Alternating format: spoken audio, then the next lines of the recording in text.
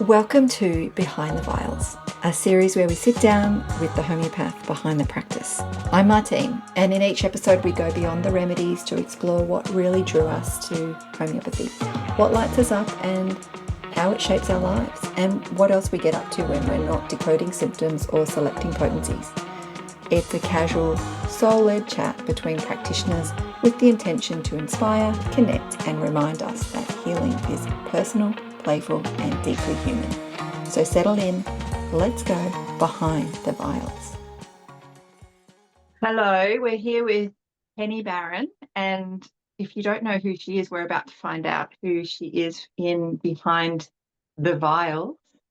And so, Penny, how are you today? Yes, well, thanks. How are you, Martine? Not flustered at all, not anything? No, not at all. The morning I've had. Anyway, it's all good. All good. I'll take my aconite later. Yeah, all our little tools. Do you want to just spend a moment to introduce yourself and tell us in the world, like, where are you, first of all, and like, where are we chatting to from? Yeah. I live and work on the northern beaches of Sydney.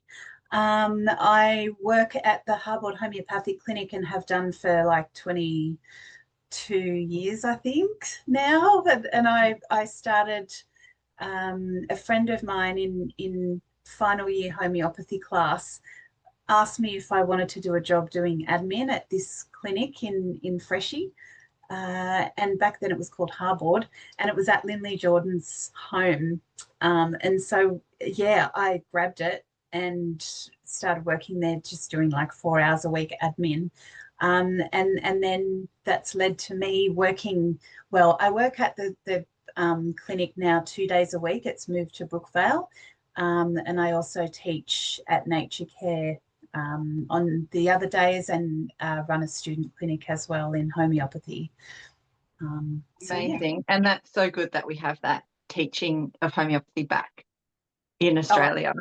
it's Yeah. awesome. I think I remember Linley saying there were like, I don't know, like almost 1,000 new enrollments in homeopathy in 2024, as far as I remember. Yeah. Well, there's even like, even a lot of my clients who are just mamas want to know more.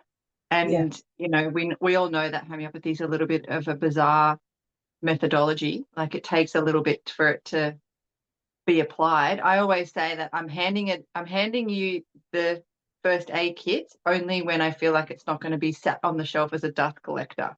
Like Yeah. you have no permission to buy it until then. I Yeah. know it's like you have to pass this like barefoot homeopath level Yeah.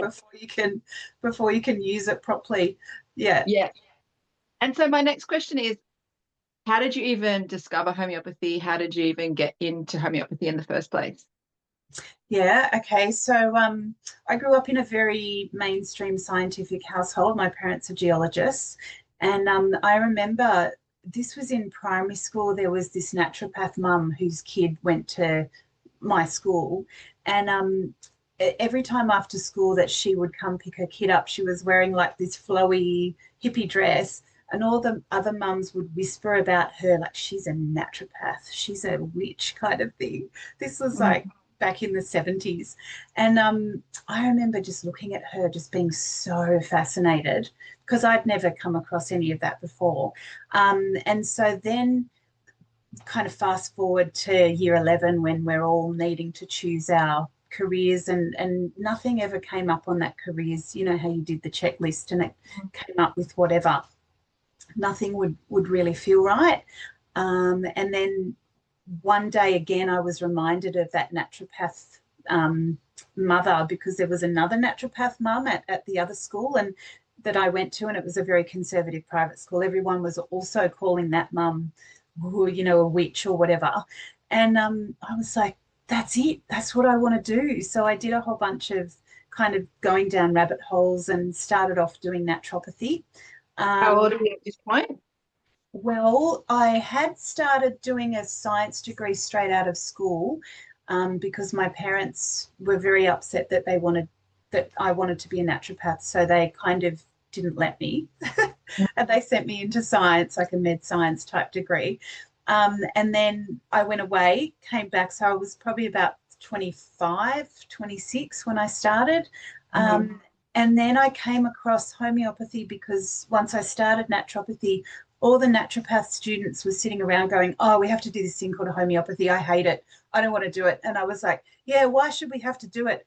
And then in the first 5 minutes of the class, I was like, "Oh my God, this is it. This is the one that I want to do." And you know that thing with naturopathy, it's awesome. I love naturopathy, but it just to me felt like, um, we would go through each herb and it would almost be like a pharmaceutical drug in a way, and all of the mythology was taken out of it. And Mm-hmm. with the homeopathy, I felt like it just went to that extra depth of being able to reach a person in their deepest possible layers, which I didn't feel like the herbs could do. And I just felt this, it was almost like I felt like I'd been a homeopath in a past life or something, and it just felt like I was coming home. Yeah, I can totally relate to that. And who was your, like, what was your college? Who was your teacher that inspired that shift and change?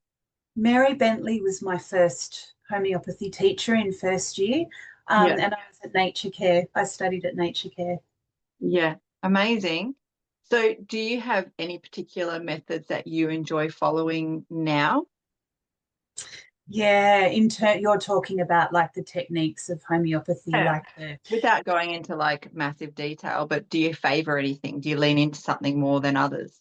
yeah, I do because I usually treat women or support women with like hormonal and trauma type issues. So one of the things I love the most is getting really deep. Um, I wouldn't say it's the exact Sankaran sensation method that he uses, but it's more of kind of a somatic, where are you feeling it in your body? What does it feel like? Tell me about that feeling more, that sensation. Where is it? Blah, blah, all of that kind of thing. And that, I think, for the really deep cases, because I love Mm. going deep with women and just when they're open to that kind of thing, you can just get so far. And the body speaks, the Mm. words come out and the language of whatever substance it is comes out so clearly. Not always, but often when you get that deep, when you're able to find that symptom that's almost like a Mm. window, and that window is just leading you straight into the emotion. And then Mm. if it's deep enough, it leads you straight into that sensation of what the substance is of the remedy. Yeah. And so, like, did it take you a bit to master that? Or, like, Oh, yeah. yeah. So, how well, can you, like, so you graduated, you practiced in, you were admin, and then you started taking clients on. And then how long before that was something that you decided that that was the direction that Um, you wanted to go? I would say I'm still learning it, even 22 or odd years later, because I don't think you can master that ever completely. Mm. And it obviously depends on the person as well. And when it happens, it's this beautiful alchemy that happens. And it actually, even before the remedy's given, it leads to a beautiful healing experience. But I can't do that with everybody. Sometimes it's just gluey, you know, or it's more on the emotional level. It depends on the person and where they're at. Obviously, you've got to meet the person where they're at, and I'm still learning even now. And it took me a Mm. very long time. I know at first when I first started out, I was I didn't understand just how important it was to be learning about the art of connecting with people, and helping them feel at ease. And I was nervous as hell. So, how was I going to help that person feel at ease if I was freaking out as well? So, yeah, just learning how to, I suppose, get over myself and my fears and my worries and all of that kind of thing to be able to sit in a room with someone and really connect with them on that deepest level where they did feel comfortable and do feel comfortable sharing Mm. their stuff with me on that intimate level. Yeah. Yeah, because it depends on the practitioner, but it can often feel like you're going in with those interrogation questions really quickly straight off the bat. And it's nice to develop that persona over the years that you can invite that in really softly and gently. Yes. Yeah. I quite often will let it, like if people inquire before they book, I kind of test them before they come in. I'm like, okay, so, are you actually ready? Because I'm happy Yeah. to refer you if you're not, like, I love it. yeah. And what about like software and books and things like that? Like, is there anything that you're like, I can't live without this? Yeah, I really love radar, and I've got radar, and because I teach it, I've got like a good radar program. So I use that a lot in my repertorizing, but I also love, just if I'm kind of really quickly trying to figure something out, I love the synthesis app. It's just on your phone, and it allows me just to quickly go blah, blah, blah in the middle of a consult rather than if I need to do, and you can do a full repertorization on there as well, but the repertorizations on radar, that Mm. they're a lot more thorough, obviously. So I would say those two are really awesome, and then also the Vitulcus. Um, oh, what's that one? All those Prism, amazing materia medicas. What's it called? Oh, sorry, Vermeulen, the Concord materia. Vermilion, yeah. I love that Yeah. one. You like that Yeah. one? Yeah. There was lots of controversy at Nature Care around that one. Was there? Yeah, depending on, the teacher that you had, like, Oh, the pure product, versus whether you're allowed to use vermilion. Like, I remember always feeling like, oh, am I not allowed to use it? Am I allowed to use it? when did you finish? Um, 2009, 10. 10. Okay. Yeah, I think homeopathy went through a little bit of a puritanical Yeah. stage Was for I in a that era, was I? while. And We I had so remember, many fabulous teachers that were like that too. Like, yeah, yeah. we did. But it Yeah. was like always the contrast, because when you're learning, you want to kind of take on board what everybody's saying, but it's always contrasting, just like how when you go to a homeopath, it's always a different experience, right? Yeah. And I remember going through student clinic. It was very puritanical, I suppose. And I felt like I came out with this really high standard of how I should practice. And I fell short of that and fell short of that and fell short of that for years. And it was really demoralizing. And I considered going and getting a real job. Mm. But when I was, Lindley and everybody at the Harbord Homeopathic Clinic, they're really grassroots. Mm. And it gave me a completely different perspective. And after a while, when I took that perspective on, it was so good. Mm. And Yeah. that's life as well, isn't it? Like, we can judge to a fault. Like, all of us have judgment in us, right? And Yeah. we're constantly having to take ourselves and others off a pedestal to just accept the human continuous wound of life. Yeah, absolutely. And it's not on the intellectual level. I think that's part of the problem with a lot of, well, just it tries to intellectualize a process that's beyond intellectual. Yeah. And so what are some of the things that you get up to outside of that? Because like you're an author as well, like, there's other things to Penny than just the homeopathy aspect. Can you tell me how that all intertwines? I think for anyone either practicing homeopathy or using it for their own healing, it's a massive journey. It's not just about homeopathy. It's about relating to your body and the world that you're living in and all of that kind of thing. For me, I have had a lot of trauma in my life, so I also taught sex education at schools. So my latest book is a memoir on my experiences teaching sex education, and especially coming from a little bit of an alternate point of view. not a mainstream point of view with having been in natural therapies for that long. It was really eye-opening, not only seeing the conditioning of, just that huge pervasive conditioning of how kids relate to their bodies, but also just where the health is at on not just a physical level, but that emotional, mental level as well, as a result of that conditioning. Yeah. So I decided to write about that, and I'm hoping to get that published in a little while. I've also written or half written a book on homeopathy. Wow, I wasn't expecting to talk about this, so I've got very disorganized thoughts around it. I haven't thought of that for a while, but it's about how when we God, I'm going to sound like a loony. When we manifest as a human being, we're more than just the physical body, and we're more than just our emotions, and we're more than just our minds. And that they're the regions, I suppose, that homeopathy work on. But what I've always been wondering with homeopathy is, how is it that that person can come in to incarnation and somehow need sepia or natmur or whatever, and another person needs something else? How is why?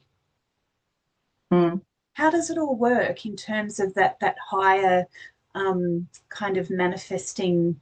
What makes that decision? So I did a lot of not only reading but also soul searching. I've been in a meditation group for a long time, and we talk a lot about manifestation and the structure of the full human being on a spiritual level as well, and just wondering a lot about how that all happens. So that's a book that I wrote just because I had a whole bunch of insight after asking that question on my walks for a long time, and trying to work that out, of where does all of that come from beyond. Yeah. And it's like the generations that are starting to come up have that innately in them as the questioning, which I love. Whereas if we look at the other end of the scale of the boomers and where their thought processes and questioning come from, we've got all of this in the middle to question. And I feel like as a millennial person, I feel like our plight was over desiring to be seen or heard, or because we weren't. And so it made us naturally question a lot of that as well. And so, it's a great, I don't think there can ever be too much information out there relative to that to link homeopathy to that understanding, because it is the most challenging thing I feel like to explain is, how does that actually impact your mind? Why does every remedy have an anxiety picture? And, goes back to our conversation before around judgment. Like, we all aren't perfect. And the less that we can aspire to that perfection, the more that we can understand and appreciate the nuances, and that we're all really different remedies for a reason. Yeah. And so it's so amazing how inherent we can be as well. Like, like I always just think about as a parent, like some of the inherited qualities that I have just brought down from a genetic point of view, from an environmental point of view. There's not like really one answer to that question ultimately, is there? It's like a combo meal deal. It's huge. And then, if you look at things like karma and reincarnation and stuff like that, which, a lot of my clients come in and they say, I don't think I've really ever had trauma, but I have these horrible dreams and, da da da da da. And one client had this horrible back issue, and we just sat in where the pain was, and she's okay with me talking about this. I've asked her before. And it took her to this battle scene on a beach with all these soldiers everywhere, like shooting at each other. And then there was, like, she died. Yeah. Yeah. Why are we even afraid of persecution? La, la, la. Yeah. It's one of my favorite things also to say is like, well, do you actually remember all the past lives that you've had with your husband? That's because you know how it's like always projection onto the husband, right? Yes. And they're like, no. And I'm like, well, you really don't know what you did to him, do you? Like, Yes. so maybe there's some balancing out that's happening. Yeah. Yeah. And that's the accountability path I think we're all on as humans too. We're really stepping away from that projection into that accountability. And it feels like you're diving deep into that pathway. 100%. When people are wanting that, not everybody wants that, and I don't force it if obviously if they don't. But if they're open to that, it's really awesome. Otherwise, I'm just as happy talking about, I don't know, ear infections, night terrors, skin, it just depends on whatever comes my way, basically. Yeah. Yeah. I love that. And so is there anything else that you'd feel like you would like to share with our homeopathic community or any up and coming homeopaths that are like considering how they even make a start, like anything that comes to mind as to how your practice has then both influenced a greater like good for humankind, but also like what would be inspiring for people to lean into homeopathy in general? I would probably say, given I've got quite a few students at the moment, but they're kind of more the naturopathic students who are doing a little bit of homeopathy, and they're all really intrigued. But without fail, one of the biggest issues, whether it's homeopathic students or naturopathic students, of coming out into the world and starting their practice is that they've had all these examples of teachers, I suppose, and mentors who have been in the business for like 20 plus years or whatever. And so they see how it could be done, I suppose. But what they're seeing is a product of 20 odd years experience. And I know coming out of studying myself and starting up, I felt really alone and lost and crap, like I was a really crap practitioner, and it took a lot of mistakes to learn kind of how to find my way through into practice, into feeling like somewhat confident in my practice.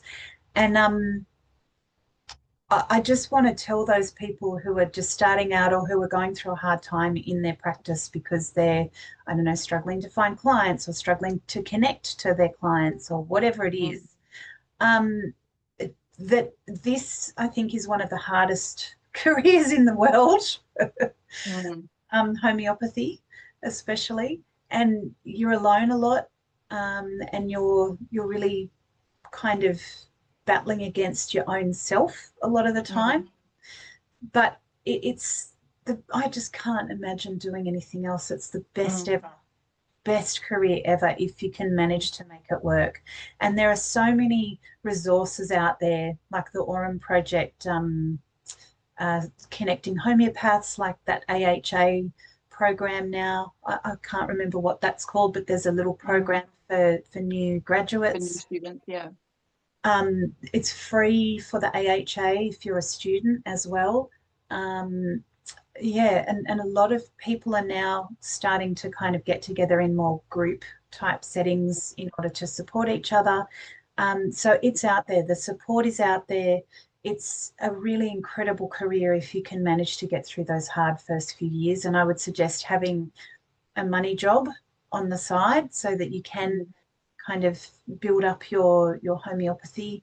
But it's so worth it because it is such an amazing feeling when you get that right remedy and someone comes back with a seemingly impossible to cure illness and they have these amazing results when you get it right. So that I still thrive on that feeling when things are going well with someone.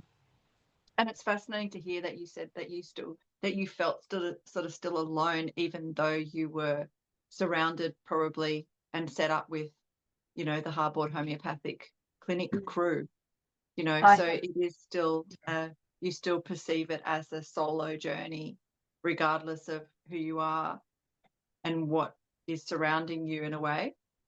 Yeah, I was really lucky because I did have that support. But when you're sitting in a room with a person, you can't bring in other people. You just have to sit there and get through it and be there as well as you can be. And then later on, when you're kind of going through, okay, how did that go?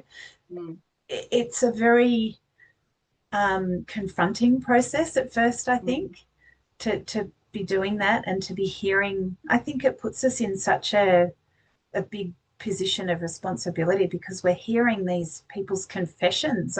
Sometimes I feel like almost that we've kind of taken the place of confessional. I think we do a much better job of it than than what sounded like with the old Catholic priests or whatever. But people need that, but at the same time we carry that later. And yes, we need to find ways to let that go, and I have over the years, but it's a huge responsibility that we carry. And yes, it does massively help to be able to have Lindley and Bernadette and everybody else at the clinic, just to have chats with once in a while if things are. Yeah, because you're saying you're 20 years deep into practice now, is that right? Yeah.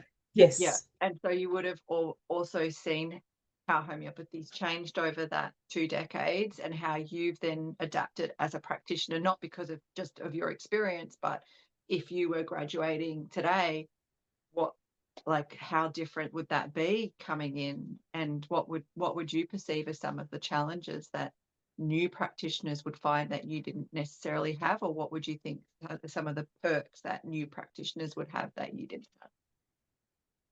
I think these days there's such a broader acceptance of some of the different opathies. Like back, I remember when I first came out, it just felt like there was this very narrow ideal of what homeopathy should be. And if I didn't fit into that, then I was a terrible homeopath. Yeah. And I still hold to that ideal.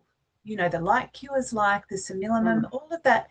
I've seen for myself the power of that.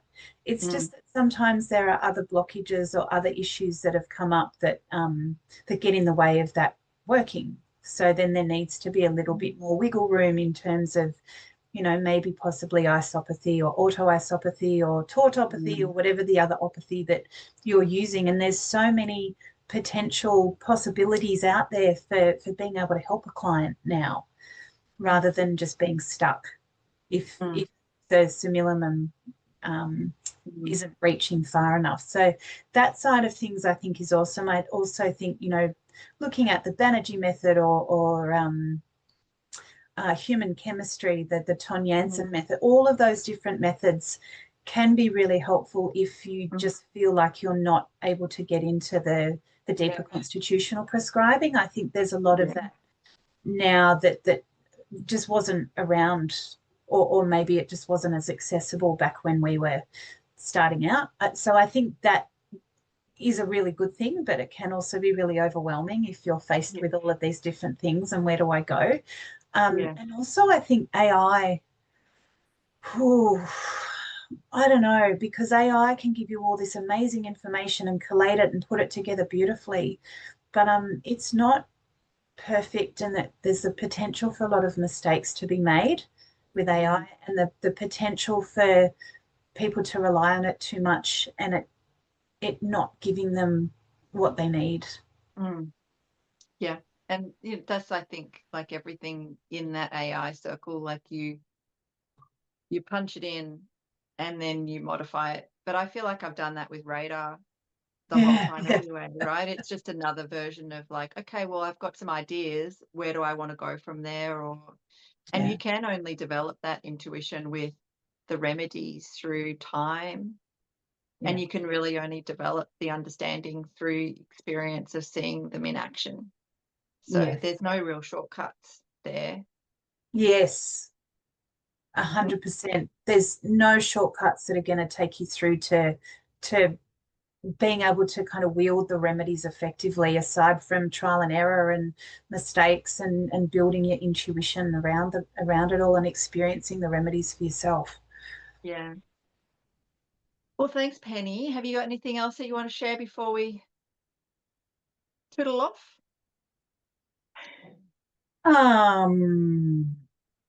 I could probably think of about 20 different things after we finish, but right now, no.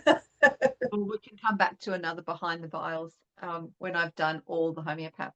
We'll come back to you again and see Lovely. round 2. Yeah. Yeah. Thank you so much for joining us for this nice little meet cute into your world, and we appreciate you and all that you do. Thank you, Martine. Much Ciao, ciao. appreciated.